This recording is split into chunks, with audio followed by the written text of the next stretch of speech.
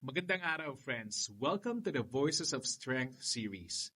Let's be honest, lahat tayo natatakot.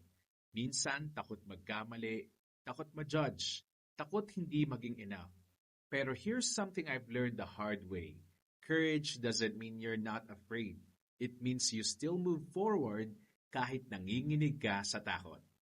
By the way, I'm Ryan Bondoc, a voice actor, storyteller, and follower of Jesus. Sa series na ito, pag-uusapan natin kung paano tayo pwedeng maging matatag, hindi dahil sa galing natin, kundi dahil sa lakas na galing sa Diyos. At sa unang araw natin, gusto kong iwan sa iyo ito. Fear is natural, pero faith is supernatural. And when you mix faith with courage, fear starts to lose its power. Naalala ko pa nung una akong tinawagan para mag-lead ng big dubbing project. Excited ako. Pero nung nabasa ko yung script at nakita ko kung sino yung mga kasama kong voice actors, kabado ako. What if hindi ko kaya? What if pumalpak ako? Pero habang nakaupo ako sa booth, may bigla akong realization. Hindi mo kailangang maging fearless para magtagumpay. Kailangan mo lang ng enough faith to take the next step. At nung moment na yon, I whispered a short prayer. Lord, di ako sure kung kaya ko, pero kung binigay mo to, tutulungan mo ko. And guess what? Nagawa ko. Hindi perfect, pero may peace sa puso ko.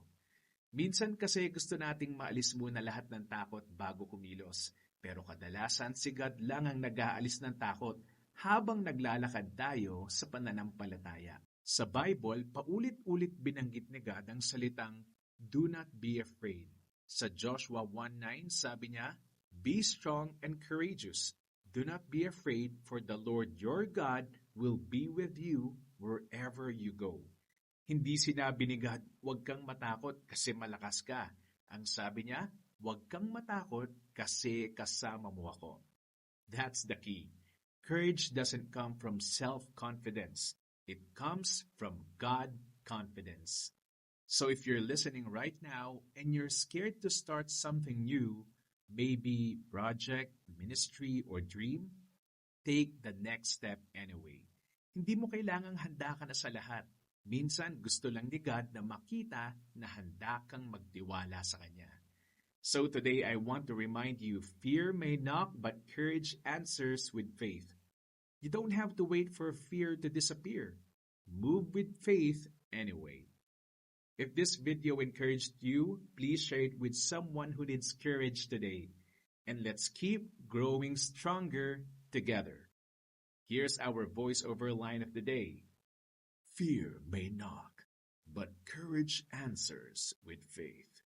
See you and God bless.